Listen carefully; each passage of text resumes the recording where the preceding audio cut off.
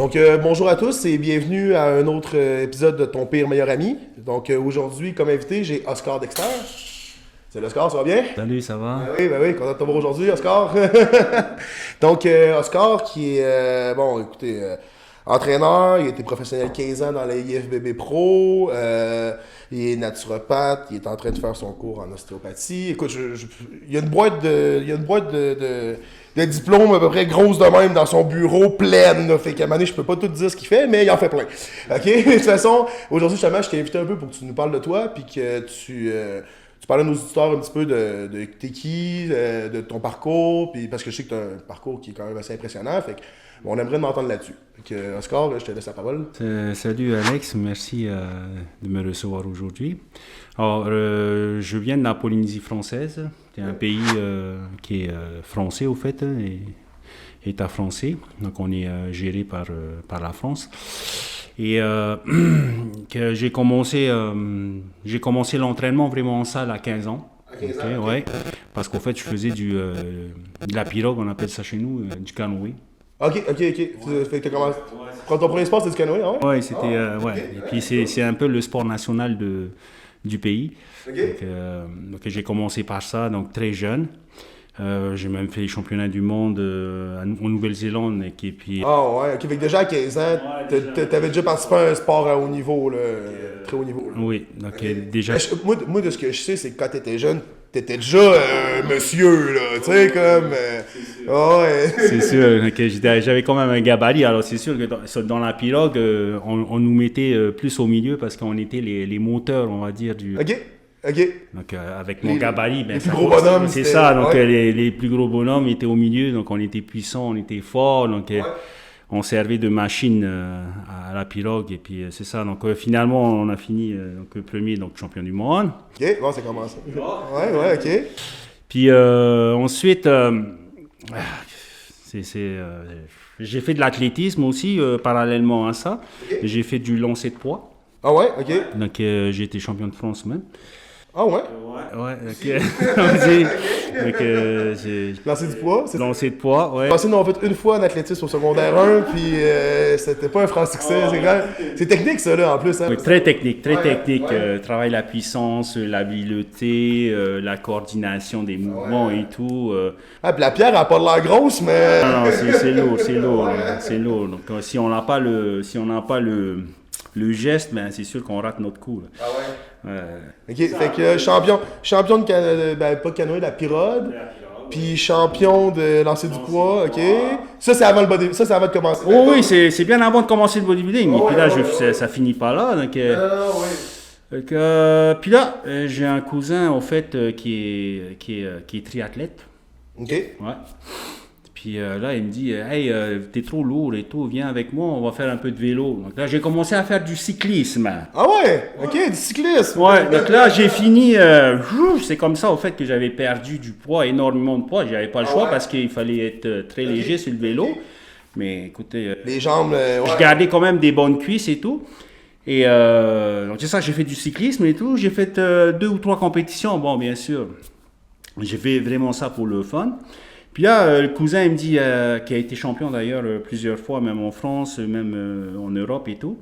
Et il est même venu discuter un championnat du monde ici à Montréal, je me rappelle bien, à l'époque.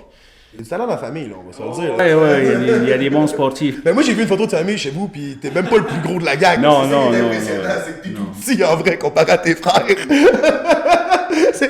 Puis je sais pas, écoutez, si vous êtes pas sur YouTube, vous connaissez pas Oscar, il mesure 6 pieds 3 puis il pèse comme 280 livres. Puis en ce moment, il est pas gros du tout, là, 280 livres, là. Il a déjà pesé 340 sec, là. C'est comme... Fait que si lui, il est petit comparé à ses frères, j'imagine même pas la famille, là. Là, j'ai un petit frère qui a quoi, 30 ans, et puis... plus grand que moi et puis aussi bâti que moi. Ah ouais, hein? Donc c'est vraiment génétique, ouais, c'est ça. Donc là, finalement, il me dit, écoute, pourquoi tu n'essaierais pas de faire un triathlon? Je me suis lancé. Ouais. Donc là, j'ai fait. T'as fait un triathlon plus? Ouais, j'ai fait le triathlon et tout.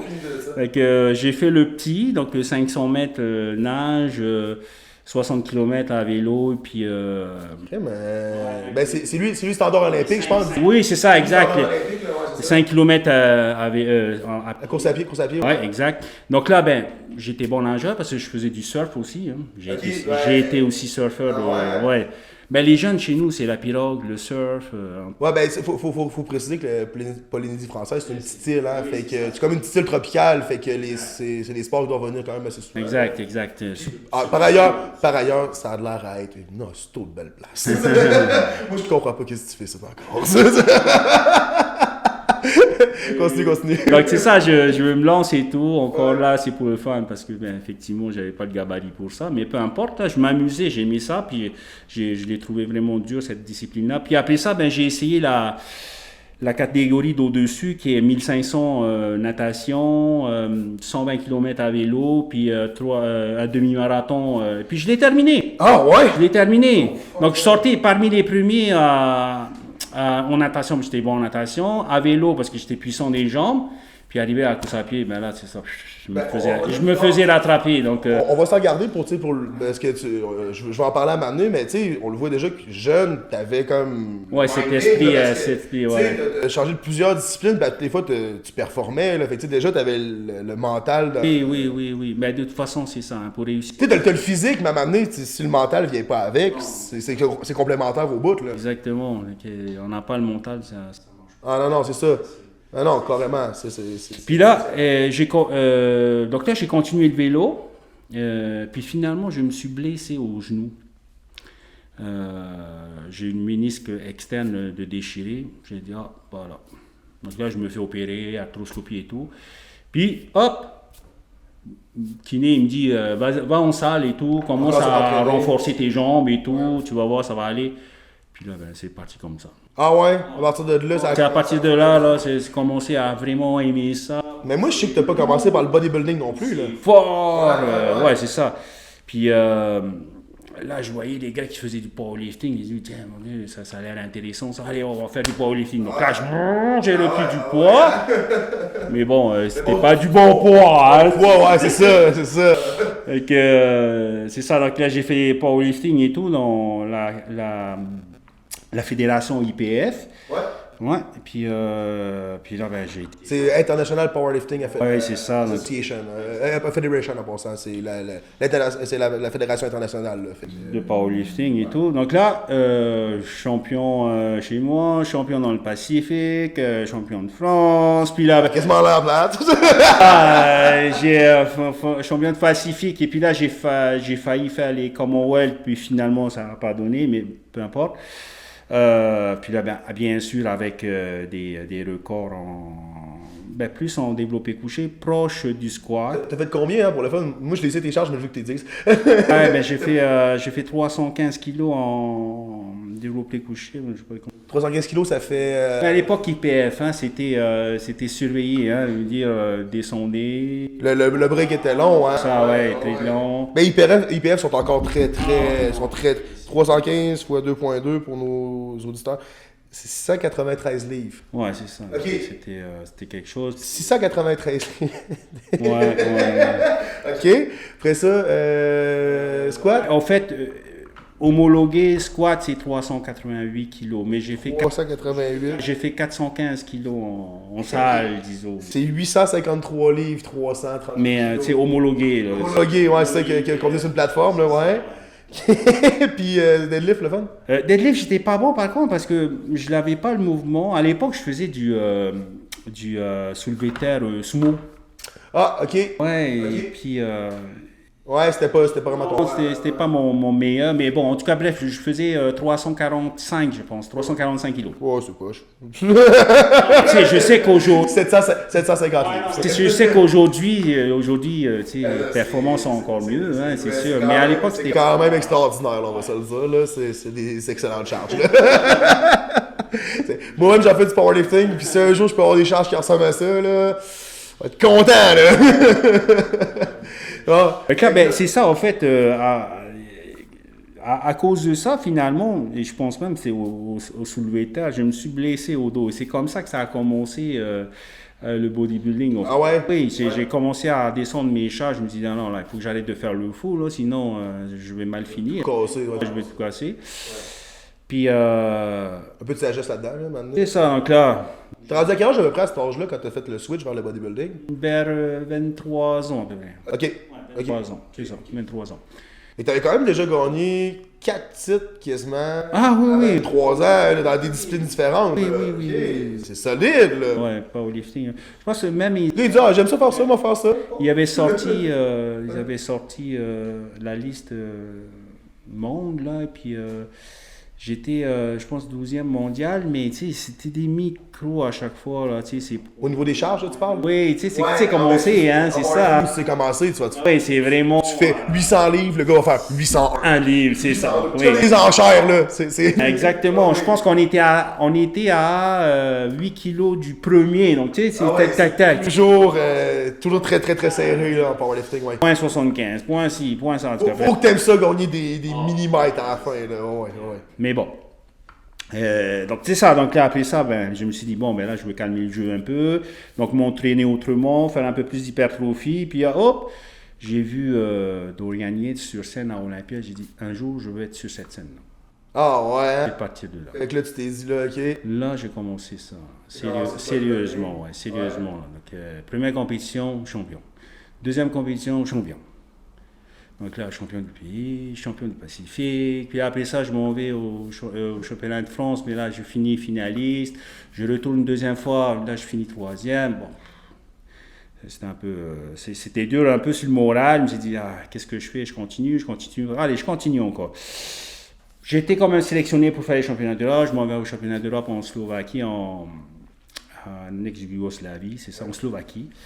Là, je finis dans les top 5 encore, je finis 5e, je disais, encore dur pour le moral, c'est pas évident. J'ai dit, c'est pas facile, hein, dans le body. Tu sais, aujourd'hui, il y avait quand même, niveau Europe, c'était quand même fort, c'était très fort, et puis j'étais jeune aussi, hein. Ouais.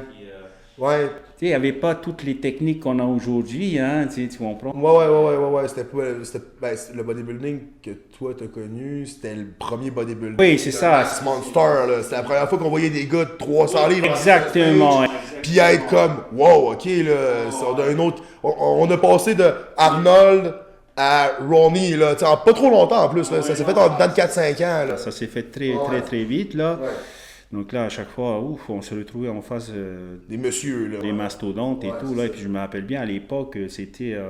il y avait un Russe, là, il est arrivé, et j'ai dit, mon Dieu, mais c'est quoi ce truc-là? J'ai jamais vu ça.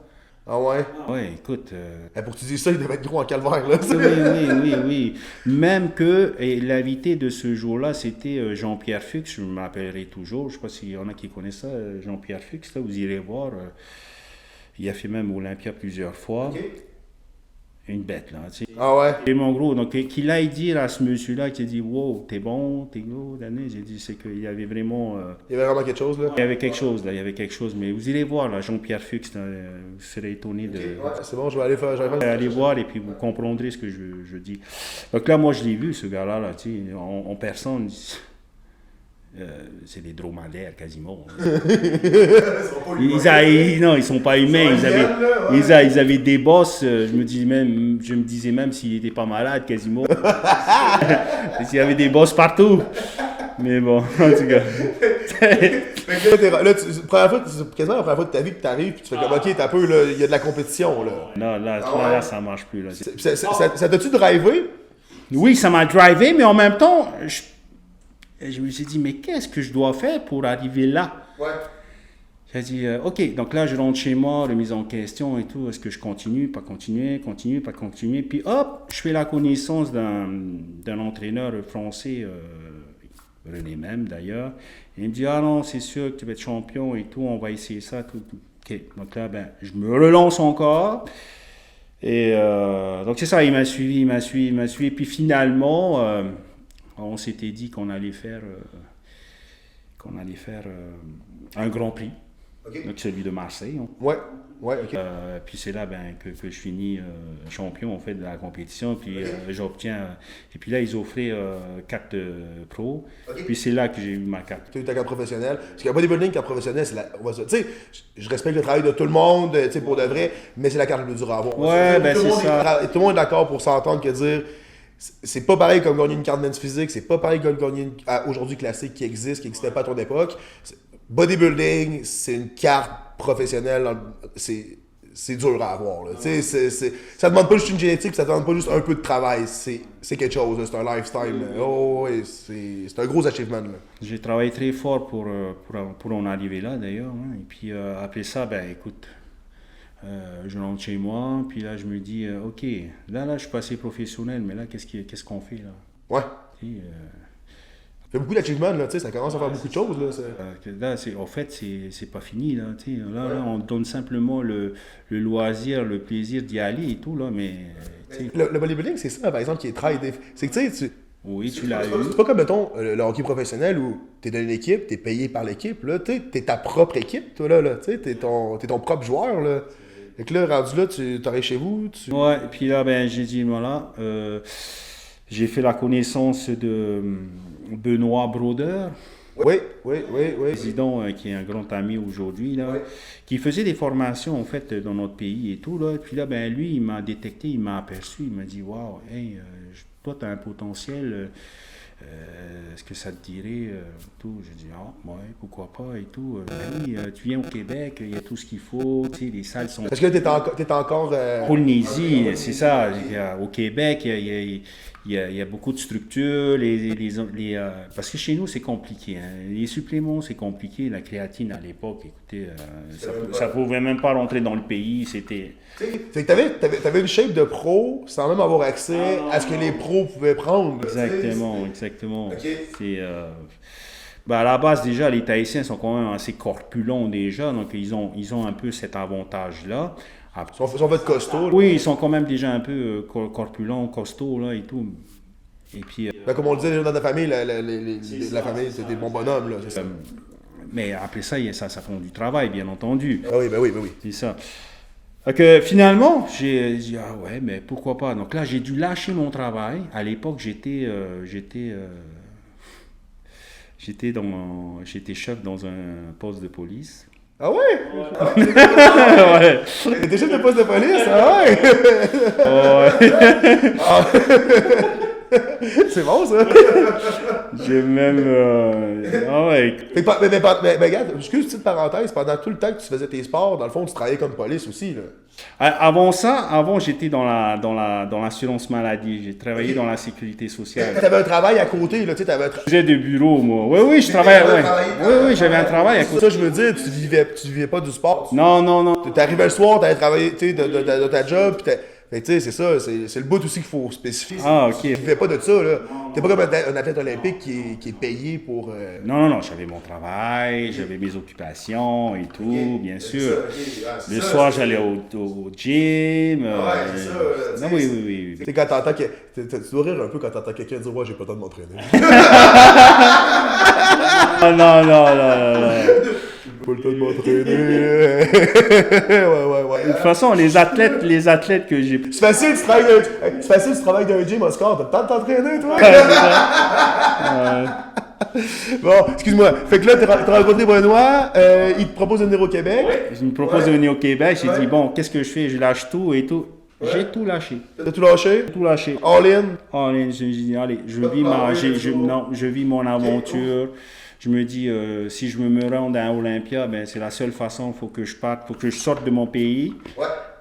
Donc à l'époque, dans mon pays, j'étais la vedette quasiment. Hein. Je passais à la télé et tout. Bon. On va se dire, ton pays est quasiment la grandeur d'une ville. Pas pour tu sais, c'est pas des jokes, c'est vrai, là, tu sais, c'est une petite île, là, tu sais, c'est vraiment une petite île tropicale perdue, là, c'est comme...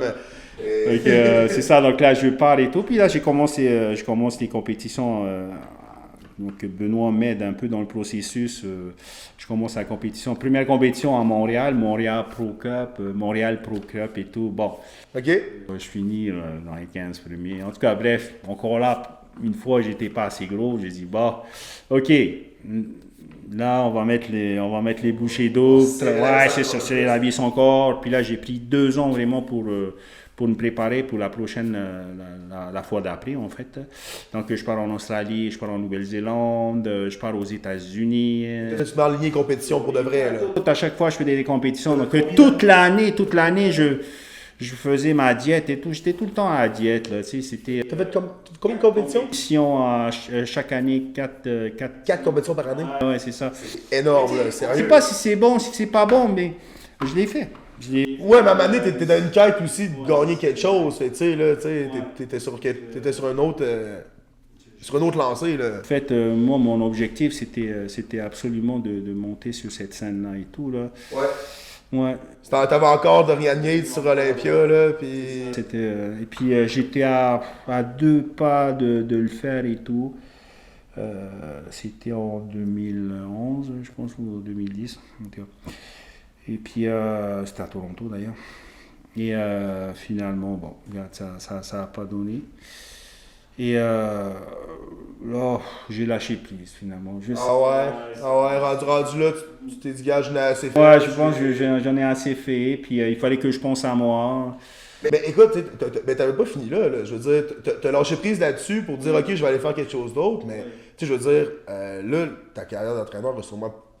tu sais, ben, je veux dire, tu étais entraîneur pendant un bout. Oui, c'est ça. Ben, parallèlement à ça, étant donné que j'étais ici au Québec, là, ben, il fallait que je trouve un moyen pour Ouais, c'est ça. pour qu'il y ait des rentrées et tout. Donc là, ben, c'est... Mais je veux dire, une fois que ta carrière de bodybuilder était finie, tu commençais à plus focusser un peu sur le coaching. C'est sûr que là, t'es devenu plus le Oscar qu'on connaît, le Oscar coach. Oui, c'est ça, Parce que moi, exactement. je me souviens de toi au Venise, à comme 300 livres encore. Puis écoute, t'avais de l'air à travailler comme 27 heures sur 24. Honnêtement, là, t'avais de l'air à coacher la ville au complet. C'est vrai. Ah, ouais, écoute, j'étais débordé. Fait que du moment que t'as transféré ton addiction vers le sport, vers comme...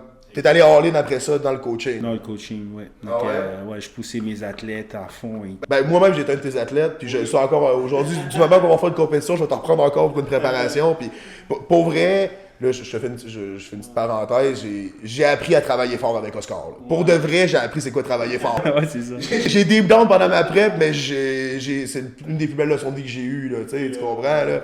Puis je pense que tout le monde devrait vivre ça une fois dans sa vie. Oui. Pour savoir c'est quoi travailler fort. C'est quoi travailler fort pour vrai, là, pour quelque chose, tu sais, c'est... Fait que t'as juste après ça transféré encore ta drive que t'avais. Tout à fait. Donc, à chaque fois que je voyais mes athlètes sur scène, ben, tu sais, je me ressentais un peu dans eux et tout. Et puis moi, ça me faisait plaisir. Là, ça m'emportait encore dans mon... Ouais, ça te ramenait encore vers... Comme si j'étais moi-même sur scène et tout. Je défendais mes athlètes et tout. Je criais. On des casinos. Moi, je t'ai vu souvent là, backstage pis tout. Pis t'es drôle là. Tu prends soin d'eux autres. Tu prends de l'eau aussi. Ça, t'as-tu ta bouffe, ok, une petite pompe. Tu prends les poids, tu sors les clips. Là. Non, c'est cool. Oh, ouais, je prenais soin d'eux. C'est un peu de là que je sais ton plaisir parce que à ce temps, tu vas beaucoup plus vers la thérapie. Oui. Et c'est-tu à partir de là aussi que comme ton amour vers aider les gens, on va dire, tu sais, comme ta passion d'aider les autres a comme commencé un peu aussi. Ouais, je pense que c'est ça, ouais.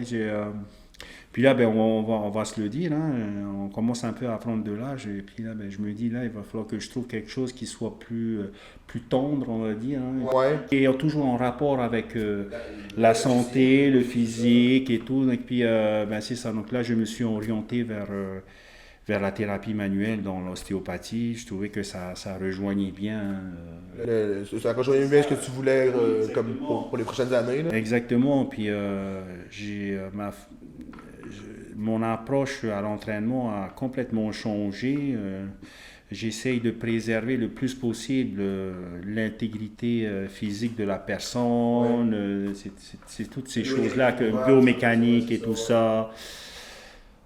C'est parce que, tu sais, dans le bodybuilding, à un moment donné, ça devient très intense, puis à un moment donné, on tasse un petit peu, des fois, la technique pour juste... Oui, exact.